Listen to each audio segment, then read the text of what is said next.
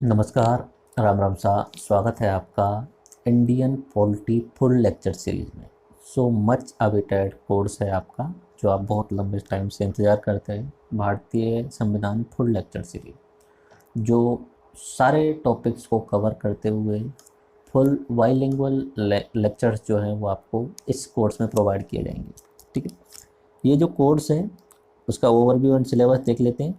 ये कोर्स हम IAS exam की दृष्टि से बना रहे हैं। ओके, आईएएस एग्ज़ाम का प्री और मेंस का पूरा सिलेबस कवर कर रहे हैं, और साथ साथ में ये आरएस एग्ज़ाम के लिए दृष्टि से भी बना रहे हैं। ओके, यानी अगर आईएएस लेवल का पॉलिटी कंप्लीट हो जाती है तो आरएस लेवल की ऑटोमेटिक कंप्लीट हो जाती है।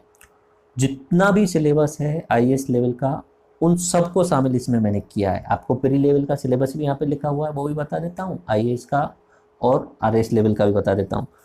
इस कोर्स की हमारा जो ये भारतीय संविधान का फुल लेक्चर सीरीज जो कोर्स है उसकी खास बात क्या है, एक तो बाइलिंगुअल रहेगा। ठीक है, अब तक मैं आपको इंडियन पॉलिटी का क्रैश कोर्स करा चुका हूँ, यानी 6 घंटे में पूरी इंडिया की पॉलिटी को मैं आपके लिए समझा चुका हूँ एज ए ओवरव्यू, ताकि आपको उस सब्जेक्ट में इंटरेस्ट आ जाए।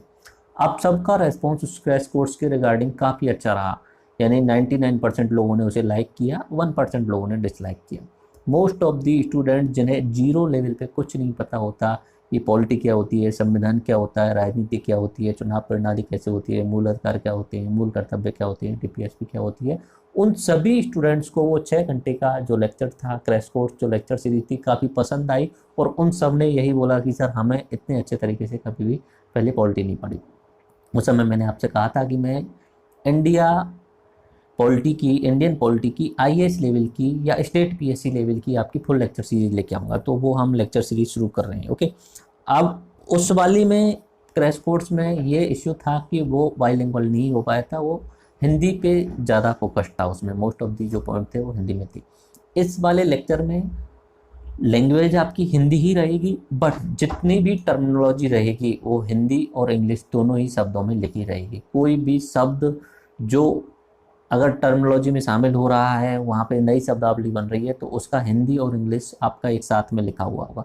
तो इस तरीके से जो अगर इंग्लिश मीडियम वाले स्टूडेंट हैं वो भी इस जो लेक्चर सीरीज को वो देख सकते हैं, वो अगर नॉर्थ इंडियन वर्ल्ड से इंग्लिश मीडियम के हैं। अगर आप साउथ से हैं तो आप कैसे समझ पाएंगे, क्योंकि आपको हिंदी नहीं आती।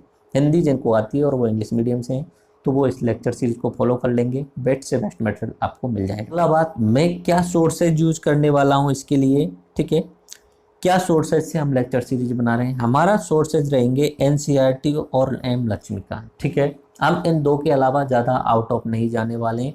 एक तो बेस रखूंगा एनसीईआरटी को और एक एम लक्ष्मीकांत को, दो के ही आधार पे ये पूरी लेक्चर सीरीज बनने वाली है और बाइलिंगुअल बनने वाली है। इसका मतलब ये हुआ कि आप एनसीईआरटी ना भी पढ़ें तो भी चलेगा। ओके, हमारा जो लेक्चर सीरीज रहेगा वो सब कुछ कवर हो जाएगा उसमें, लेकिन इतना ज़रूर ध्यान रखना है कि इसमें लेक्चर सीरीज में टाइम लगेगा। तो आपका अगले 2-3 महीने में कोई एग्ज़ाम है और आप ये सोचें कि इसी से अभी करा दें, तो ऐसा नहीं होगा। ये लॉन्ग रन के हिसाब से काफ़ी बड़े बड़े लेक्चर बनेंगे। कुल मिला के आप ये मान लो ऑन आईपैड मैं आपको ये रिकॉर्डेड करके डिजाइन करके सब पढ़ाने के बावजूद भी कम से कम 70 से 80 घंटे के लेक्चर बनेंगे। 70 से 80 घंटे लेक्चर का मतलब क्या हुआ समझे? इसका मतलब ये हुआ कि इन्हीं चीज़ को मैं आपको क्लास में बोल बोल के लिखा लिखा के अगर लेक्चर बनाऊं तो कम से कम 150 घंटे जाता है। ठीक है, अब यहाँ पे सारी चीज़ें लिख लेता हूँ मैं पहले, उसके बाद समझाने पे फोकस रखता हूँ, तो आपका आधा टाइम तो वो बच जाता है जिस समय आपको लिख के नोट्स बनाने होते हैं। ठीक है, वो टाइम बच जाता है। उसके लिए हम पीडीएफ आपको प्रोवाइड करा देते हैं। ई बुक हमारी बन चुकी है, ई बुक जो है वो आपको प्रोवाइड करा दी है। तो एनसीईआरटी एंड एम लक्ष्मीकांत को मैं यहाँ पे जो है बेसिक रख के चलूँगा, उसके अलावा और ज़्यादा चीज़ों पे नहीं जाएंगे। ओके, एक चीज़ ज़रूर कर लेना, ये लेक्चर सीरीज देखने से पहले अपना क्रैश कोर्स देख लेना। अगर नहीं देखा है तो 6 घंटे का Indian polity crash course technical hour आप सर्च कर लेना, आपको मिल जाएगा। एक स्पेशल बात जो क्रैश कोर्स देख के समझ में आ गई होगी हमारे इस लेक्चर सीरीज की या हमारे पढ़ाने की स्पेशल बात यह है कि कोई रट्टाफिकेशन करने की ज़रूरत नहीं होती। मैं या तो चीज़ों का रिपीटेशन मोड में इतना करा देता हूँ कि आपको वहीं क्लास में सारी चीज़ें याद हो जाती हैं, या बेसिक कॉन्सेप्ट क्लियर समझा देता हूँ, तो रट्टाफिकेशन करने की कभी कोई ज़रूरत नहीं पड़ेगी आपको। Okay, best quality lecture ever मिलने वाले हैं। अभी तक आपने जहाँ भी पढ़ा होगा अच्छे से अच्छे टीचर्स हैं, बट आई गारंटेड यू कि मेरी तरफ से जो बेस्ट हो सकता है दी बेस्ट जितना हो सकता है वो आपको इस पॉलिटी लेक्चर सीरीज में मिलेगा। यूनिक लेक्चर्स रहेंगे, ये मेरा अपना पंच लाइन है, ऑलवेज यूनिक, और ऑलवेज यूनिक ही अपना जो लेक्चर सीरीज आपको मिलेगी, कोई भी लेक्चर सीरीज हो। फुल कोर्स है ये IAS एंड RAS के लिए। अगर फुल कोर्स आप ज्वाइन करना चाह रहे हैं तो अपने एंड्रॉयड एप्लीकेशन पे अवेलेबल है। अपना एंड्रॉयड एप्लीकेशन कमेंट सेक्शन में आपको लिंक मिल जाएगी या डिस्क्रिप्शन में लिंक होगी, वहाँ से डाउनलोड कर लेना। तो full course IAS and RAS exam के लिए आपको अवेलेबल हैं, और बेस्ट से बेस्ट मैटर आपको मिनिमम प्राइस पे आपको मिल जाएंगे। उनमें क्या मिलेगा आपको, एक तो वीडियो लेक्चर्स मिलेंगे, ठीक है। इस पॉलिटी लेक्चर्स में हम करीब करीब 50 टॉपिक करने वाले हैं, 50 टॉपिक कवर करने वाले हैं। उसके बाद में डिस्कशन वीडियो जो है हम थोड़ा बाद में लेंगे, रिवीजन मोड में लेंगे, ठीक है। पहले लेक्चर्स पे हम फोकस करेंगे, डिस्कशन वीडियोज को बाद में लिया जाएगा। डिस्कशन वीडियो के साथ में आप PDF डाउनलोड कर सकते हो, जो भी मैं लेक्चर बनाऊंगा 100 नोट्स होंगे उसमें, उनकी PDF डाउनलोड कर सकते हो। PDF के अलावा एक ई-बुक भी बनाई गई है पॉलिटी की, वो पॉलिटी की ई-बुक भी आप डाउनलोड कर सकते हो, ओके। हर टॉपिक से रिलेटेड आपको क्यूज अपने एप्लीकेशन के अंदर मिल जाएंगे, जो कि ओल्ड ईयर से रिलेटेड जितने भी सवाल पूछे गए हैं उन सबको वहाँ क्यूजेज में डाला गया है। यानी कि कोई भी टॉपिक कह रहा है, अपना मूल अधिकार, फंडामेंटल राइट्स या मूल कर्तव्यों वाला अगर कोई टॉपिक है तो उससे रिलेटेड क्यूज का फोल्डर जो है उसमें आपको क्यूज मिल जाएंगी, टॉपिक वाइज मिल जाएंगी। और टेस्ट सीरीज आपकी IAS एंड RAS के लिए टेस्ट सीरीज अपनी चली रही है, तो आप उसे फॉलो कर सकते हो, ओके। देखो यहाँ पे मैं आपको सिलेबस बता देता हूँ IAS प्री का। देखो IAS प्री में कोई स्पेसिफिक जो है वो पॉलिटी के लिए बड़ा बताया नहीं है, उतना कि डिटेल में नहीं बोला है उन्होंने बोला हुआ है यहाँ पे भारतीय राजतंत्र, शासन संविधान, राजनीतिक प्रणाली, पंचायती राज, लोक नीति, अधिकारों के संबंधी मुद्दे, इतना सिर्फ एक लाइन में उन्होंने बोल दिया है, ठीक है। अब बोलने को उन्होंने एक लाइन में बोल दिया, इसका मतलब ये नहीं है कि इन्होंने जो बोला है वो पढ़ लिया, राजतंत्र क्या होता है, शासन संविधान क्या होता है, इतना नहीं है। इसका मतलब ये है कि कुछ भी पूछा जा सकता है, कि पूरा का पूरा जो है वो है, ओके। तो हमने जो 50 टॉपिक के आसपास बनाए हैं वो इसी तरीके से बनाए कि कुछ भी पूछे तो भी उनमें से कवर हो जाए, ओके। अगर बात करें मेंस की, मेंस में पेपर नंबर अपना 3 है, वो फोकस करता है अपना शासन व्यवस्था, शासन प्रणाली, सामाजिक न्याय, अंतर्राष्ट्रीय संबंधों पे, ठीक है।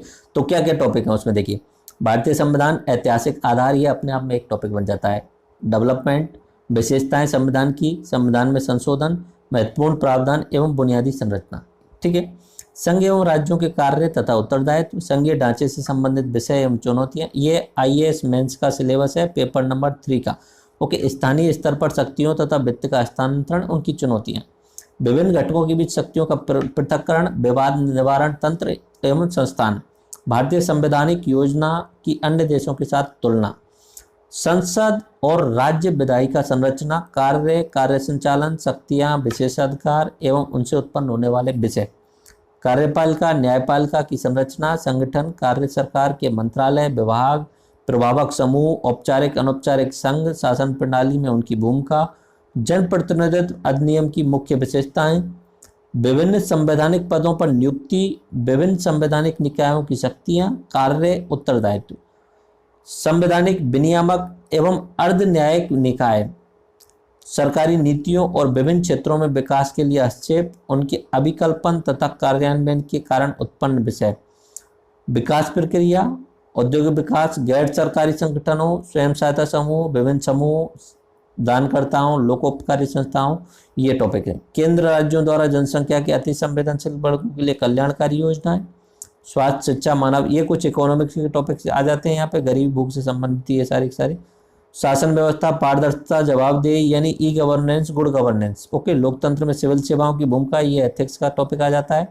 भारत एवं पड़ोसी देश, ये अपना इंटरनेशनल रिलेशन वाला आ जाता है। तो लास्ट के जो टॉपिक्स हैं वो इंटरनेशनल रिलेशन के लिए द्विपक्षीय संबंध, भारत के हितों के प्रदर्शन में ध्यान रखते हुए नीतियां, अंतर्राष्ट्रीय संस्थाएं, UN वगैरह, इस तरीके से। तो ये अपना इंटरनेशनल रिलेशन में आ जाता है। मेनली इधर की साइड में यहाँ पे जो टॉपिक दिए हुए अपना इंडियन कॉन्स्टिट्यूशन से रिलेटेड है, ओके। तो हम किस तरीके से इसे पढ़ने वाले हैं, हमने अपने इस कोर्स को टोटल मिलाकर के करीब करीब जो है वो 50 टॉपिक्स में बांटा है, 50 टॉपिक्स में बांटा है। तो कुल मिला के आप मानिए कि ये जो लेक्चर सीरीज रहेगी आपकी करीब करीब 100 घंटे तक की जाएगी। हो सकता है कि 90 और 100 के बीच में हो, ठीक है।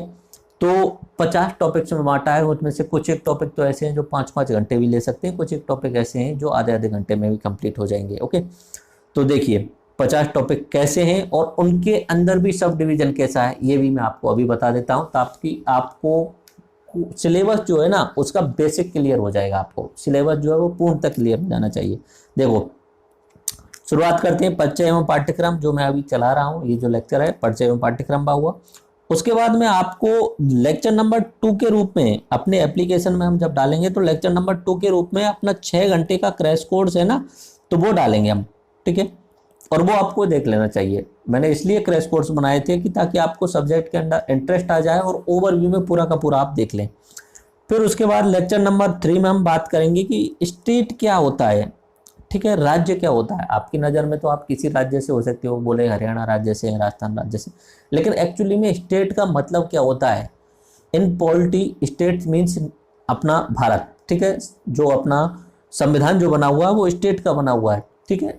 तो स्टेट क्या होता है, स्टेट पे हम डिबेट करेंगे। ओके, उसके बाद में हम बात करेंगे संवैधानिक इतिहास, अंग्रेजों के समय से और अब तक जो दस्तावेज उपलब्ध हैं उनके आधार पे, बाकी कुछ पुरानी समय पे भी जो गणराज्य काल रहा था वहाँ पे भी।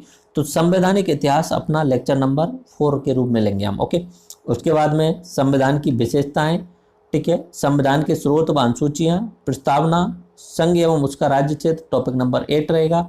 संविधान संशोधन एवं प्रमुख बात जिससे सवाल पूछे जाते हैं, नागरिकता एवं सिटीजन अमेंडमेंट बिल, ठीक है। उसके अलावा मूल अधिकार, नीति निर्देशक तत्व, मूल कर्तव्य टॉपिक नंबर 13 पे रहेंगे। 14वें नंबर में हम 3 पॉइंटों पे बड़ा लंबा डिस्कशन करेंगे, क्षेत्रवाद, पंथ निरपेक्षता एवं सांप्रदायिकता, रीजनलिज्म, सेकुलरिज्म एंड कम्युनलिज्म, ठीक है। तो इन पे अच्छी तरीके से हम फोकस करेंगे। टॉपिक नंबर 14 तक आते आते इन पे अच्छे तरीके से फोकस करेंगे। उसके बाद में हम पहुंच जाते हैं संघीय कार्यपालिका पे, ठीक है।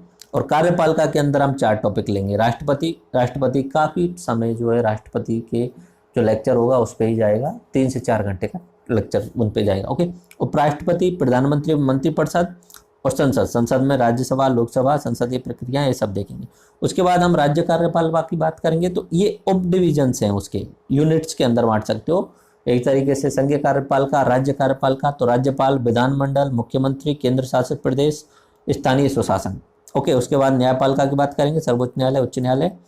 फिर उसके बाद अन्य प्रावधान देखते हैं, राजभाषा से क्या प्रावधान है, आपात उपबंध के प्रावधान क्या है, जम्मू कश्मीर के लिए अस्थायी उपबंध था जिसे अभी हटा दिया गया, उससे रिलेटेड कुछ राज्यों के लिए भी विशेष प्रावधान है, जैसे कि पूर्वोत्तर राज्य हैं सभी के लिए विशेष प्रावधान है।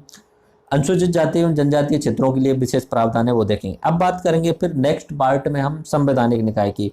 महान्यायवादी, निर्वाचन आयोग, महान्यायवादी यानी अपना अटॉर्नी जनरल, ठीक है, निर्वाचन आयोग यानी इलेक्शन कमीशन, नियंत्रक एवं महालेखा परीक्षक यानी CAG, controller and auditor general, UPSC, वित्त आयोग, फाइनेंस कमीशन, राष्ट्रीय अनुसूचित जाति आयोग, राष्ट्रीय अनुसूचित जनजाति आयोग, नेशनल अनुसूचित जाति एससी कमीशन और नेशनल अनुसूचित जनजाति एसटी कमीशन। ओके, राष्ट्रीय पिछड़ा वर्ग आयोग। उसके बाद में अन्य महत्वपूर्ण निकाय, ये जो है वो संवैधानिक निकाय, लेकिन और अन्य महत्वपूर्ण निकाय जो संविधान में नहीं है जिनका वर्णन लेकिन बाद में वो कार्यकारी आदेश के द्वारा या जो संसद के द्वारा कानून बना करके जो लेके आए। राष्ट्रीय अल्पसंख्यक आयोग, राष्ट्रीय मानवाधिकार आयोग, महिला आयोग, नीति आयोग और योजना आयोग।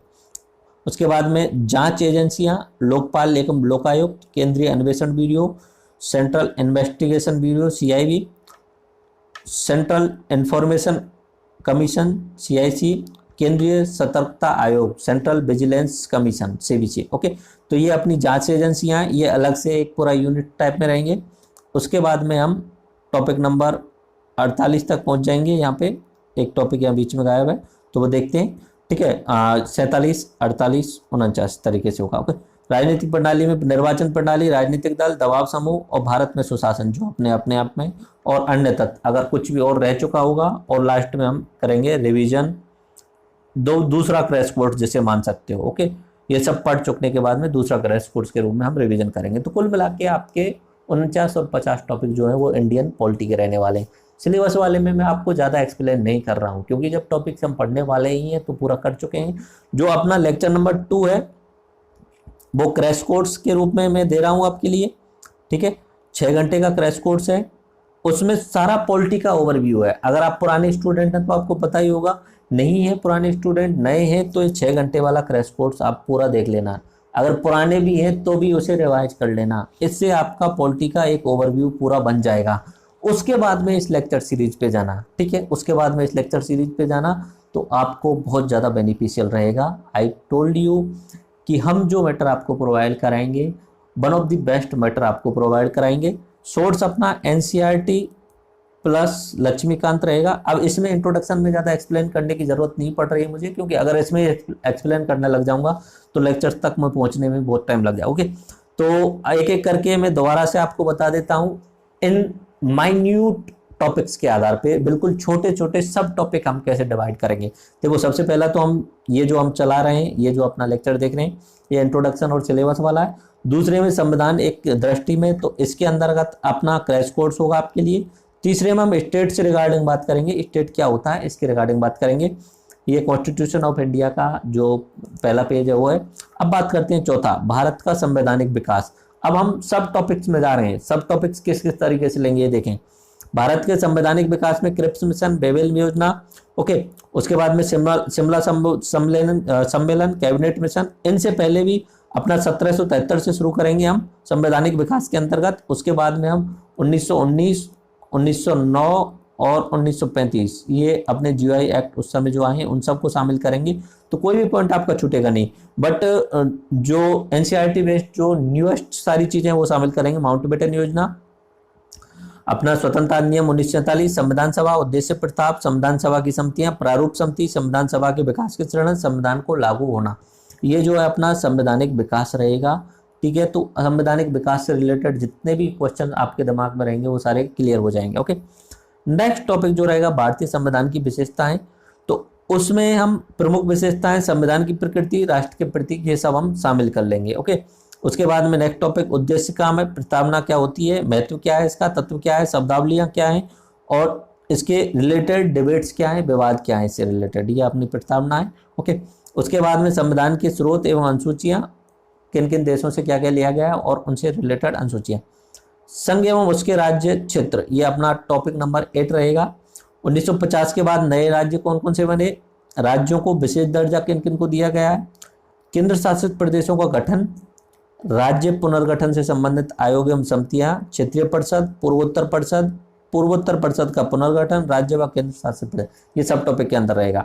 संविधान संशोधन एवं प्रमुख बात, जो सबसे इंपॉर्टेंट जो डिबेट्स में आते हैं, एग्जाम में बहुत ज्यादा पूछे जाते हैं, तो किस तरीके से साधारण बहुमत, विशेष बहुमत तथा राज्यों का समर्थन, संशोधन की प्रक्रिया एवं विभिन्न चरण, आधारभूत ढांचे का सिद्धांत, डॉक्ट्रिन ऑफ बेसिक प्रिंसिपल, उसके बाद में अनुच्छेद 368 के अंतर्गत संशोधन प्रक्रिया। ओके, उस नेक्स्ट टॉपिक जो रहेगा नागरिकता से रिलेटेड रहेगा। उसमें हम न्यूएस्ट जो एक्ट आया है सीएए, सिटीजन अमेंडमेंट एक्ट, उसे शामिल करेंगे। प्रावधान क्या है, संवैधानिक प्रावधान क्या है, 1955 वाला जो एक्ट था उसके बारे में बात करेंगे। नागरिकता की समाप्ति कैसे करनी होगी, अगर कहीं पे करना हो किसी की नागरिकता की समाप्ति तो क्या प्रावधान है, विदेशी नागरिकों के लिए भारतीय नागरिकता कैसे मिलेगी, तो ये सारे के सारे हम नागरिकता वाले में सब टॉपिक्स में देखेंगे। फिर अपना मूल अधिकार, ये सबसे ज़्यादा जो है टाइम इस पे जाएगा, 7 से 8 घंटे इस टॉपिक के अंदर जाएंगे। राज्य की परिभाषा समझेंगे दोबारा से। ओके, मूल अधिकारों के असंगत व अल्पीकरण करने वाली विधियां, अनुच्छेद नंबर 13 में क्या लिखा हुआ है, 14 से 18 तक समता का, 19 से 22 से स्वतंत्रता का, 23 से 24 शोषण के विरुद्ध, 25 से 28 धार्मिक स्वतंत्रता का, 29 से 30 संस्कृति एवं शिक्षा संबंधी अधिकार, अनुच्छेद 32 में संवैधानिक उपचारों का अधिकार, कुछ मूल अधिकारों का प्रभाव, संविधान के आधारभूत ढांचे में शामिल तत्व, ये सब टॉपिक्स जो रहेंगे अपने मूल अधिकार में रहेंगे। राज्य के नीति निर्देशक तत्व के क्या टॉपिक रहेंगे, इनकी आलोचना, पहले तो हम देख लेंगे कौन कौन से तत्व हैं उनके, फिर आलोचना, फिर इनके सिद्धांतों के पीछे क्या संस्तुति रही, उपयोगिता क्या रहेगी। ओके, बाद में कौन कौन से जोड़े गए, भाग 4 से कौन से बाहर निर्देश कर दिए गए, तो ये अपना सब टॉपिक्स रहेंगे डीपीएसपी के रिलेटेड। मूल कर्तव्य में स्वर्ण सिंह समिति, क्यों बनाई, क्या क्या सिफारिशें की, कर्तव्यों का क्रियान्वयन, मूल कर्तव्यों की विशेषताएं, आलोचनाएं और महत्व देखेंगे। ये इंपॉर्टेंट टॉपिक्स हैं जो डिस्कस करना जरूरी होता है। चित्रवाद, पंथ निरपेक्षता, शांति प्रत्यागता, ये सब हम इसमें सब टॉपिक्स के रूप में देखेंगे। ओके, राष्ट्रपति की बात करें तो ये सारे टॉपिक्स जो रहेंगे, क्या पद ग्रहण करने की अर्हताएं, उसके बाद में निर्वाचन की रीति क्या है, निर्धारण कैसे होता है मत का, मतगणना कैसे होती है, कार्यकाल कितने टाइम तक होता है, शपथ कैसे और कौन दिलाता है, वेतन भत्ते क्या होते हैं, महाभियोग की प्रक्रिया अगर चलानी हो राष्ट्रपति पर तो क्या क्या होगा, ठीक है, चुनाव संबंधी विवाद एवं राष्ट्रपति की शक्तियां, ये हम राष्ट्रपति के सब टॉपिक्स में अंदर देखेंगे। उपराष्ट्रपति वही सारी चीजें, योग्यताएं, निर्वाचन, पदावधि, शपथ, वेतन भत्ते एवं शक्तियां। संघीय मंत्रिपरिषद में प्रधानमंत्री पर फोकस रहेगा। ओके, मंत्रिपरिषद का आकार, सामूहिक उत्तरदायित्व, उप प्रधानमंत्री के क्या प्रावधान है, ठीक है, ये सब। उसके बाद में संसद में भी हम राज्यसभा, लोकसभा, उन सब के जितने भी अधिकारी होते हैं, प्रश्नकाल क्या होता है, संसदीय विशेष अधिकार क्या होते हैं, संसद में प्रयोग की जाने वाली भाषा कौन सी हो सकती है, विधायी प्रक्रिया क्या होती है, धन विधेयक क्या होता है, विनियोग विधेयक क्या होता है, बजट कैसे प्रस्तुत किया जाता है, संसद में विभिन्न प्रकार के प्रस्ताव एवं संसदीय समितियां, ये सब अपना सब टॉपिक्स रहेंगे संसद से रिलेटेड। फिर हम जाएंगे राज्य की कार्यपालिका में, उसमें राज्यपाल, राज्य विधानमंडल, मुख्यमंत्री, स्थानीय सुशासन, इनसे रिलेटेड जितने भी सब टॉपिक्स हैं वो आपके लिए लिखे हुए हैं। जैसे कि अपना स्थानीय सुशासन में इससे संबंधित समितियां कौन कौन सी रहीं, 73वें संविधान संशोधन के क्या प्रावधान रहे, पंचायत राज के विशिष्ट तथ्य क्या है, नगरीय प्रशासन, नगर पालिका, कर अधिरोपण की शक्ति किस किस को किस किस तरीके से, राज्य का वित्त आयोग, स्टेट फाइनेंस कमीशन, नगर पालिकाओं के निर्वाचन, भारत में सहकारी आंदोलन, जिला प्रशासन, ये सब जो रहेंगे वो सब टॉपिक्स रहेंगे। केंद्र शासित प्रदेश जो हैं वो रहेंगे अपने। ओके, तो इस तरीके से अपने सब टॉपिक्स रहेंगे। अगर बात करें राजस्थान अपने इंडिया की न्यायपालिका की, तो उसमें सर्वोच्च न्यायालय देखेंगे, उच्च न्यायालय देखेंगे, उसके बाद में न्यायिक समीक्षा, न्यायिक सक्रियता, जनहित याचिका, अधीनस्थ न्यायालय देखेंगे, जिला न्यायालय, न्यायाधीशों की नियुक्ति, जिला न्यायालय की शक्तियाँ, ये सब कुछ। एंड फास्ट ट्रैक क्या होता है, ग्राम न्यायालय क्या होता है, राष्ट्रीय ग्रीन न्यायाधिकरण क्या होता है, उसके बाद सेना का न्यायालय क्या होता है, लोक अदालतें, परिवार अदालतें, राजस्व न्यायालय, ये सब टॉपिक्स रहेंगे। उन टॉपिक्स के अंदर में छोटे छोटे टॉपिक्स रहेंगे। ओके, संवैधानिक निकाय में महान्यायवादी, अटॉर्नी जनरल, निर्वाचन आयोग, कैग, यूपीएससी, वित्त आयोग, ठीक है। इस तरीके से हमारे सब टॉपिक जो रहेंगे उन सब में कुछ ना कुछ यहाँ पे आपको देखने को मिलेगा, जो है सब टॉपिक्स के रूप में वहाँ पे आपको देखने को मिलेगा। राष्ट्रीय अनुसूचित जाति आयोग, राष्ट्रीय अनुसूचित जनजाति आयोग, राष्ट्रीय पिछड़ा वर्ग आयोग, इस तरीके से ये टॉपिक रहेंगे। अन्य संवैधानिक उपबंधों की अगर बात करें तो राजभाषा, एक्चुअली में ये मैंने यहाँ पे अपोजिट में कर दिया है, ऊपर नीचे कर दिया। ओके, कोई नहीं, वो लेक्चर जो रहेंगे वो सीरियल में रहेंगे। 26वें नंबर पे राजभाषा रहेगा। उसके बाद में आपात उपबंध, ठीक है, राष्ट्रीय आपात क्या होता है, राष्ट्रपति शासन क्या होता है, अगर आपात घोषणा की जाती है तो उसकी न्यायिक समीक्षा हो सकती है, नहीं हो सकती, वित्तीय आपात क्या होता है। ओके, जम्मू कश्मीर से संबंधित प्रावधान है और अनुच्छेद जो है 370 हटा दिया गया है, तो उससे रिलेटेड सारी बातें हम शामिल करेंगे इसमें। कुछ राज्यों के लिए विशेष प्रावधान है, जैसे महाराष्ट्र, गुजरात के लिए, नागालैंड के लिए, असम, मणिपुर के लिए, आंध्र प्रदेश के लिए, मिजोरम के लिए, सिक्किम के लिए, अरुणाचल प्रदेश, गोवा के लिए और कर्नाटक के लिए। तो इनके रिलेटेड जितने भी विशेष प्रावधान है वो देखेंगे। अनुसूचित जाति एवं जनजातीय क्षेत्रों से रिलेटेड विशेष प्रावधान। उसके बाद में अन्य महत्वपूर्ण निकाय, राष्ट्रीय अल्पसंख्यक आयोग, राष्ट्रीय मानवाधिकार आयोग, महिला आयोग, लोकपाल, ये जांच एजेंसियां हैं, लोकपाल एवं लोकायुक्त, केंद्रीय अन्वेषण ब्यूरो, केंद्रीय सूचना आयोग, केंद्रीय सतर्कता आयोग, नीति आयोग एवं योजना आयोग। ओके, उसके बाद में निर्वाचन प्रणाली, इससे रिलेटेड है, निर्वाचन प्रणाली कैसी होती है भारत में, चुनाव के प्रकार क्या होते हैं, दल बदल विरोधी कानून क्या है, अधिनियम के प्रावधान क्या है, राजनीतिक दल की मान्यता कैसे मिलती है। ओके, राष्ट्रीय दल कौन से होते हैं, राज्य दल कौन से होते हैं, दबाव समूह क्या होते हैं, दबाव समूह की क्या भूमिका रहती है। भारत में सुशासन में देखेंगे, सुशासन की आवश्यकता क्यों, आवश्यक तत्व क्या है इसमें।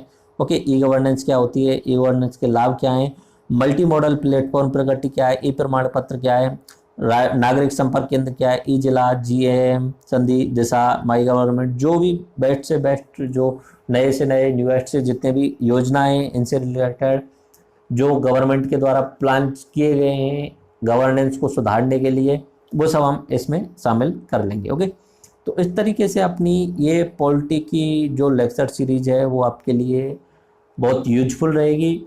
मोस्ट ऑफ दी टॉपिक्स जो हैं वो आपके कवर हो जाएंगे। IAS प्री और IAS मेंस लेवल का पूरा सिलेबस इसमें शामिल हो जाएगा। सोर्स हमारे रहेंगे NCERT and M Laxmikanth. And I will try कि मैं मोस्ट ऑफ दी चीज़ों में बाइलिंगुअल रखने की कोशिश करूं। अगर मैं लैंग्वेज में इंग्लिश नहीं बोल पाऊंगा तो टर्मिनोलॉजी ज़रूर मैं इंग्लिश में रख लूँगा। ओके, तो इस तरीके से अपनी इंडियन पॉलिटी लेक्चर सीरीज रहेगी जो आपके IAS के लिए बहुत यूजफुल रहेगी और RS के लिए बहुत यूजफुल रहेगी। ओके, और ये करीब करीब 80 से 90 या 100 घंटे के बीच में जाएगी। तो ये इस तरीके से मान लीजिए कि जब मैं आपको डिज़ाइन करके पढ़ा रहा हूँ तब इतना है, अगर इन्हीं चीज़ों को मैं अगर बोर्ड पे लिख लिख के पढ़ाऊँ तो इसका डबल टाइम मान लीजिए, क्योंकि इसमें आपके नोट्स पहले से बना के डिज़ाइन करके मैं रखता हूँ ताकि आपका टाइम बच जाता है, जिन्हें हम PDF फॉर्मेट में दे देते हैं। और अगर आप IAS RAS की तैयारी कर रहे हैं तो अपने एंड्रॉयड एप्लीकेशन डाउनलोड कर लें और वहाँ आपको बहुत मिनिमम प्राइस में IAS एंड RAS का फुल सिलेबस जो है वो आपको वहाँ प्रोवाइड हो जाएगा। आई थिंक आपको पॉलिटी से related most of the topic जो है वो क्लियर हो गए हैं। इंट्रोडक्शन से रिलेटेड सिलेबस मैंने आपको बता दिया है IAS प्री और IAS मेंस का। हमारे पॉइंट्स जो जो टॉपिक्स हैं किस किस तरीके से हम कवर करेंगे वो भी आपको मैंने बता दिया है। इनमें शुरुआती जो इम्पोर्टेंट टॉपिक्स हैं उन सबको करीब करीब शुरुआती 30 टॉपिक्स को मैं कराऊंगा। बाकी जो कुछ एक छोटे टॉपिक्स होते हैं जैसे निकायों से रिलेटेड हैं, जैसे कैग से रिलेटेड, UPSC से रिलेटेड, उनमें क्या होता है फैक्ट्स होते हैं, उन फैक्ट्स को हम दूसरे सर से करा देंगे ताकि आपका सिलेबस थोड़ा जल्दी कंप्लीट हो जाएगा। ओके, तो मोस्ट ऑफ दी चीज़ें आपको समझ में आ गई होंगी। बाकी कुछ भी बचा हो तो एप्लीकेशन डाउनलोड करके वहाँ पे talk to teacher use option use कर सकते हैं। एंड IAS RAS का कुछ भी कोर्स आप लेना चाहें तो अभी आप जल्दी से ले सकते हैं। Best of luck. I wish आपको ये सारी चीज़ें समझ में आई होंगी। इसके बाद में आप अपना क्रैश कोर्स देखना 6 घंटे वाला। आप पुराने स्टूडेंट हैं तो भी आप देखना ताकि आपका रिवाइज हो जाएगा, वो आप देखना। और अगर आपको टेस्ट सीरीज वगैरह ये सारी चीज़ ज्वाइन करनी है तो अपना एंड्रॉयड एप्लीकेशन पे आपको मिल जाएंगी। राम राम सा, धन्यवाद।